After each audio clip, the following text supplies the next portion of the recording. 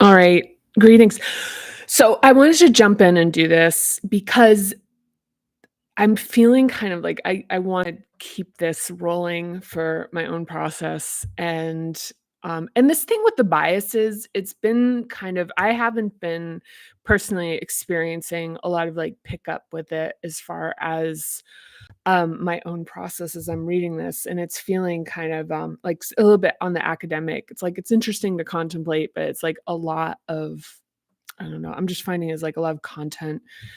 One thing I want to point out though, before we get into the tips for critical thinking, and I'm going to try to like rock through these is I'm going to throw like I actually want to reference something about my own practice right now, which is that it's using the now once we have some awareness of like kind of the physical location of a hub, it's using that with to kind of help divine into like do something very similar to the exercise that was done in the enemies chapter or the enemies reading the exercise. It's in chapter 11, which is kind of assessing which hub is the one that's really being like that's being activated, because sometimes there can be the sense of like, oh, there's fear arising, or that the emotion that's arising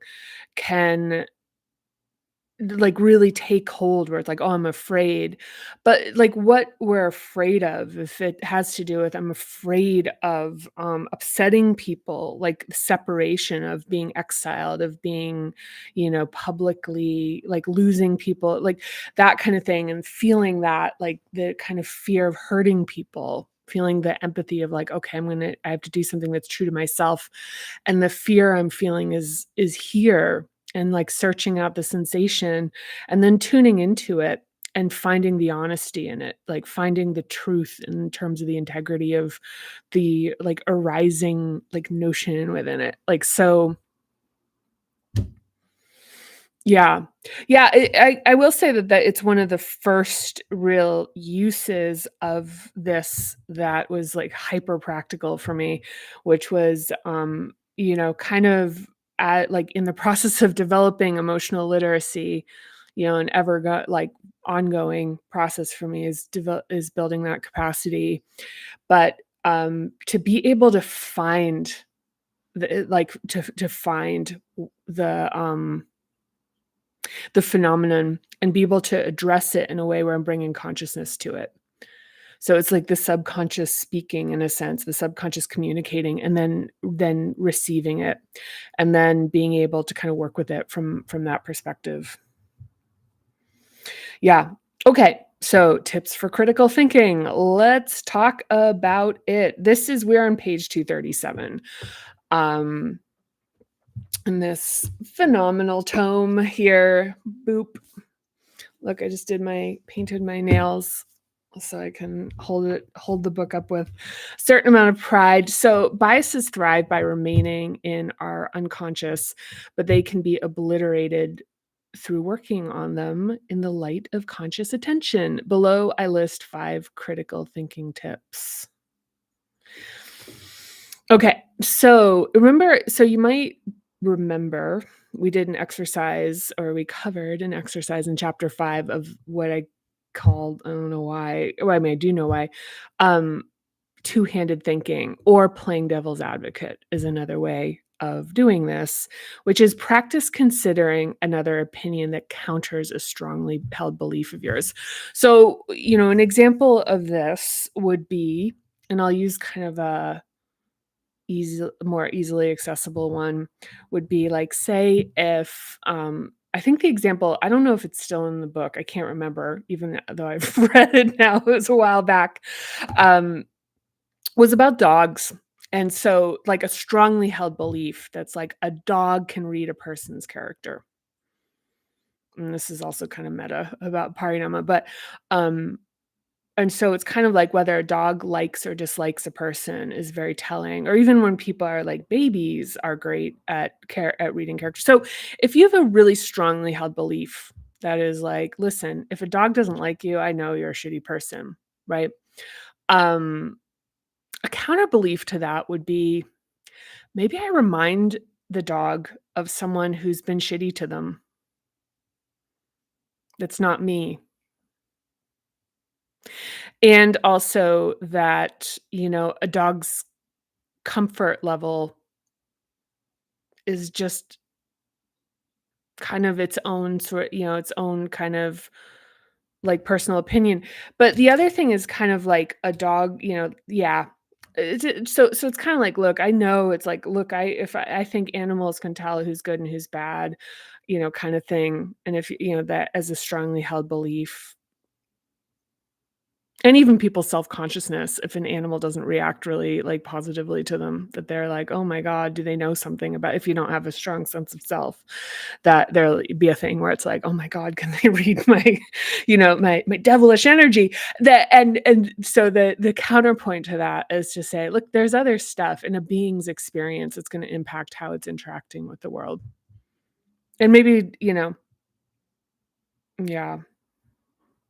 it's not I don't know if that's the best example. Um, I'm trying to think of an like, devil's advocate.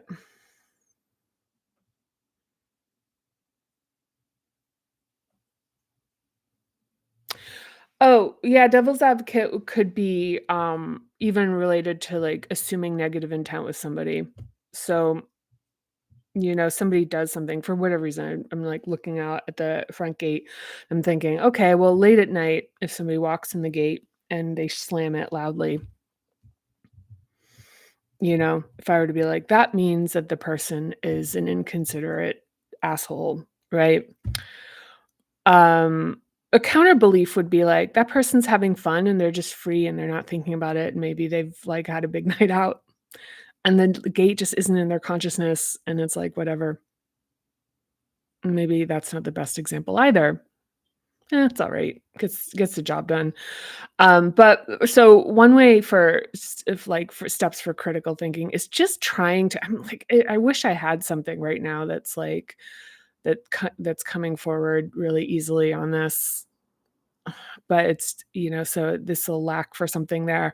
But it's just trying to be able to embody the alternate opinion of something that you hold strongly, which is very challenging, and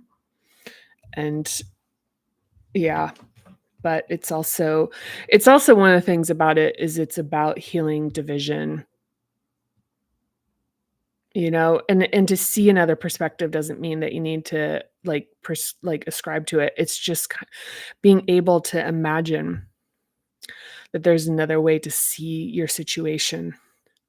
And by the way, little side note as a little extra bonus is if you really like doing business, this is a great way to get some serious leverage and advantage, is imagining and getting more clear about how someone sees you and their thoughts on your relative strengths and weaknesses so that you can readjust your position effectively.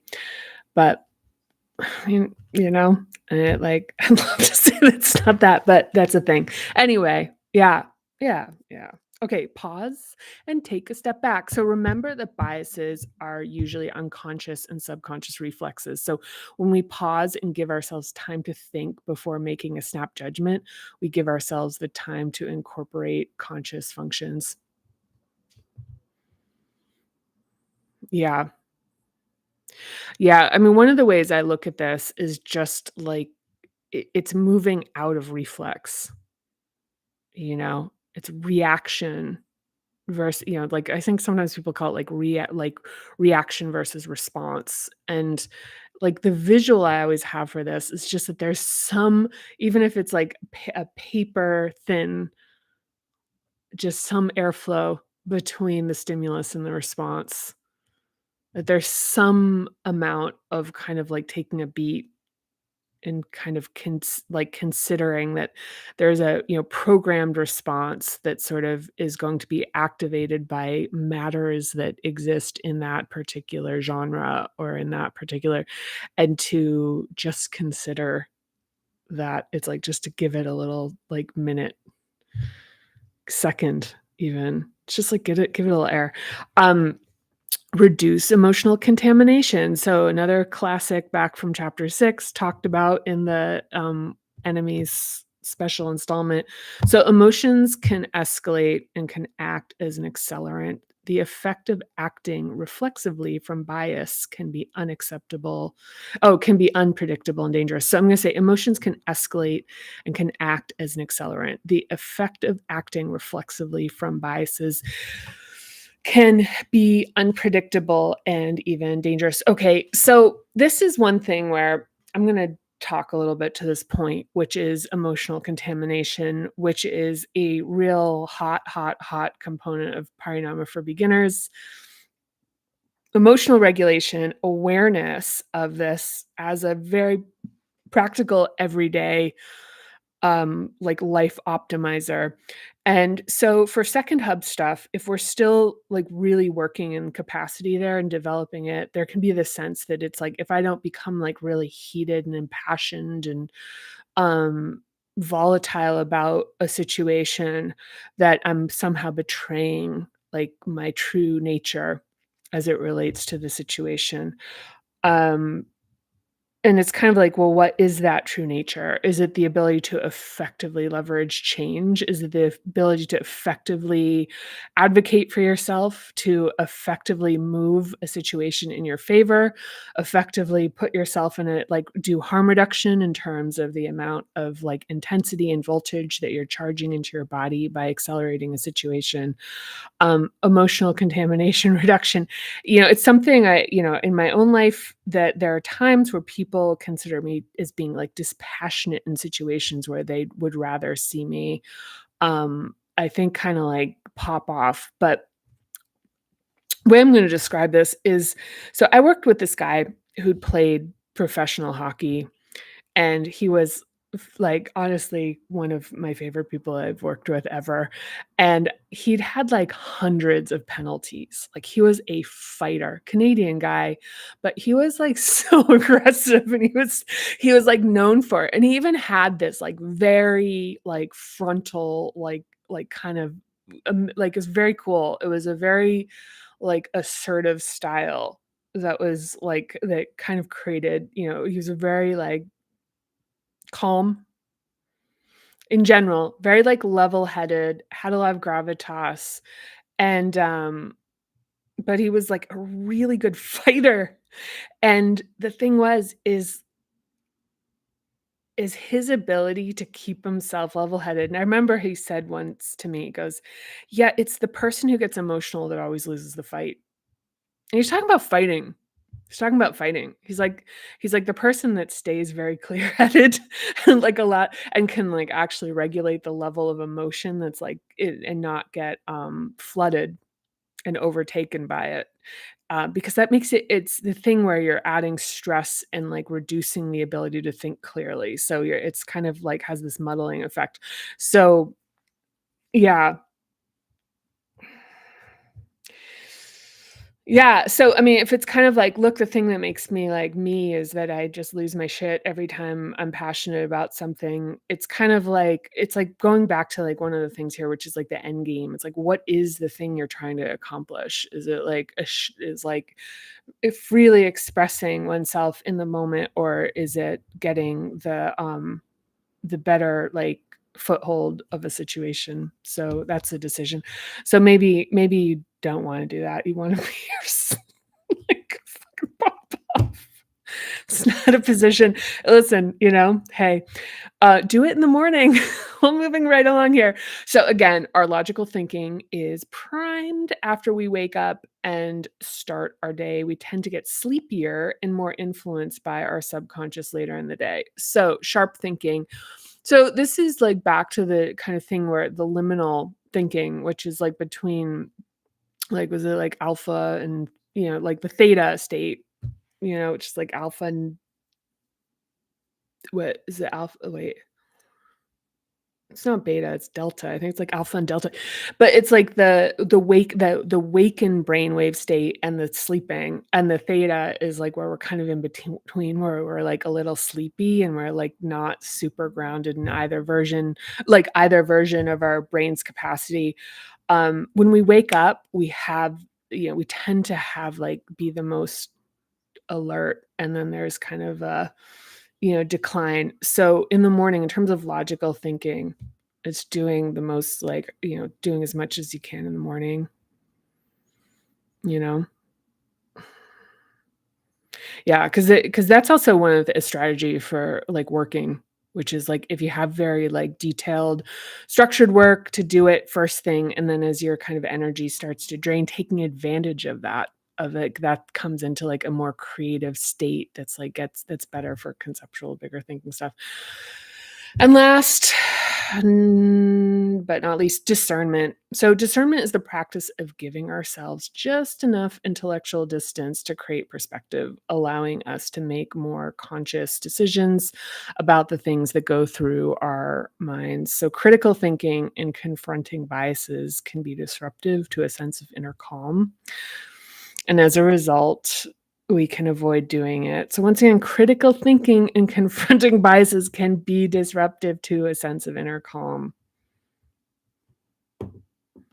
Because once again, the thing is that the bias is because of what it is, because it's like a safe, tried and true, worn groove, is it's going to feel safe regardless of whether it is safe. And usually the person that's in danger is somebody other than ourselves. So there's that. Um, yeah. So when it comes to confronting biases, focus on the issues that matter, specifically the ones that negatively affect other people, and accept that there are relatively harmless biases that don't necessarily need to be tackled in the short term. Yeah. I mean, from the reading, I was reading these and I was like, yeah, these are all, especially the third hub, I was like, all super recognizable. And back to, I feel like that's the first time I've hit something in this section that really alludes to the fact that, like, biases aren't just like bad things, evil that needs to be banished. They're just notions of, like, to bring consciousness to them for, like, harm reduction. And very specifically as it relates to just being like, I have a feeling about this, and this person just makes me uncomfortable. And it's like, yes, and I mean, it's not to say, like, second guess yourself, which also I think is a gray area in this, and it's a fine line. But you know um just bring some like, I think the thing is, like, discernment. It's just bringing some, like, to whatever extent is possible, some conscious evaluation of, like, what's happening, and what the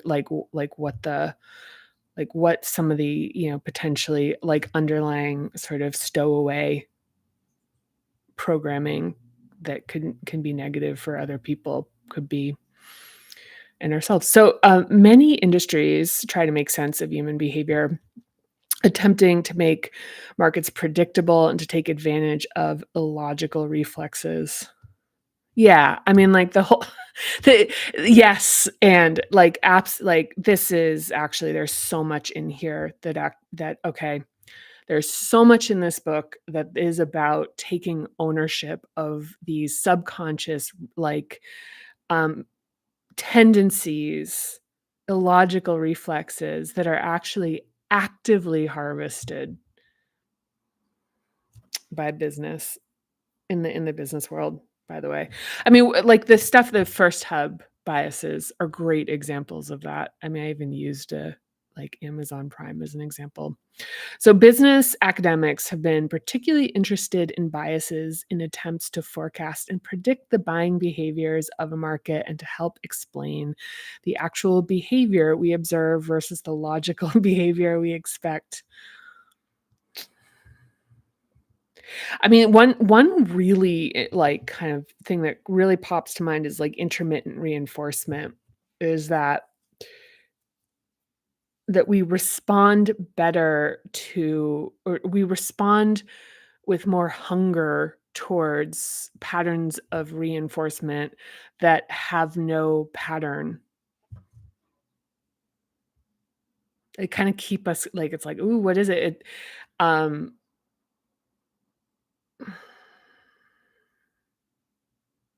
Yeah, like, there's an enormous amount of behavioral science in the, like, red notifications from social media, and even the fact that your notifications don't come in real time.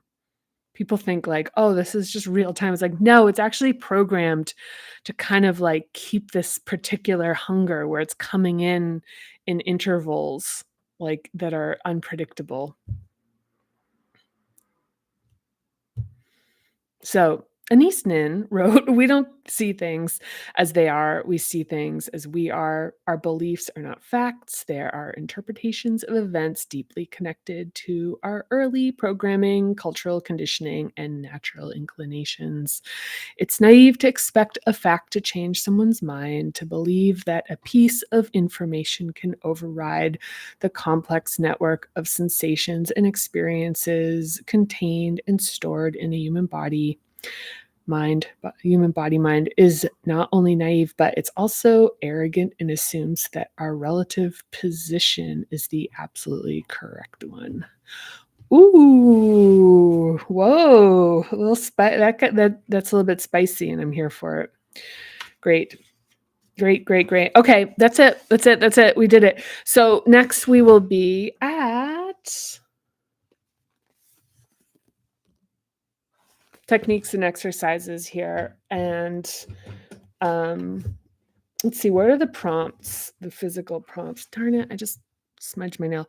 So massaging temples, two-finger tap between the eyebrows, and move eyes left to right, up and down. Yeah, eye movement is really great for this. It can be very activating. So as to keep your head stationary and look up and feel the stretch. So look up as high as you can. Breathe with that. And then forward. It can be a little dizzying. Look down, then look left as far as you can. Really remember to breathe in this, and then center, and then look right.